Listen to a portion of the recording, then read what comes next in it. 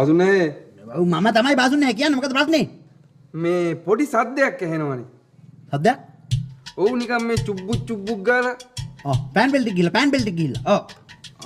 එහෙමද? මේ පොඩි කරගඳකුත් එනවා බාසුනේ. කරගඳක්? ඒක තමයි අසනීපේ හැටි. එච්චරයි. මේ අර රතු පාට බල්බයක් තියෙන බාසුනේ. ඒකත් නිකන් ඉන්ඩිකේට් වෙනවා වගේ සරින් සැරේට. මේකයි මහත්තයෝ. ওই වැඩේ කොට දාන්න සතියක්වත් යනවා. ඕක දාලා යන්නකෝ. මම වර කෝල් එකක් දෙන්නම්. සතියක්? අනේ බාසුනේ සතියක් හොඳනම වැඩි. සතියක් ගියොත් එහෙම ගෙදරේ මැරෙයි. බෑ ගෙට කොට දාන්න බෑ. ඔක අමාරුයි. සතියක් දෙන්නකෝ. මම හෙඩ් බාස් මම කතා කරලා කෝල් එකක් දෙන්නම්. හරි වැඩේ හදලා.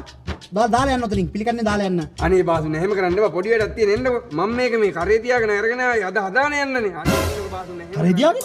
මොකද බං ඒ වහන්නේ?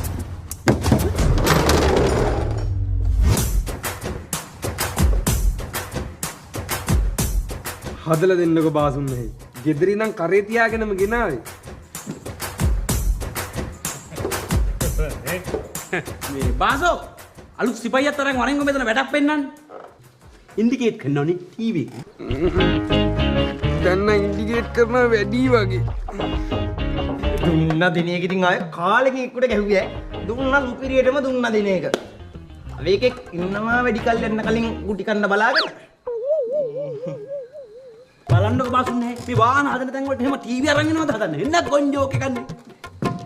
ඔය දැන් මේ ජෝක් එක ගොන් වුණාට කමක් නැහැ. දැන් මට එන්න කියද්දි වරෙන්කෝ කියලා කිව්වද? වරෙන්තු. කාටද? අරුට. අනේ කාට? වරෙන්තු කියලා කිව්වේ නේ. වරෙන්තු.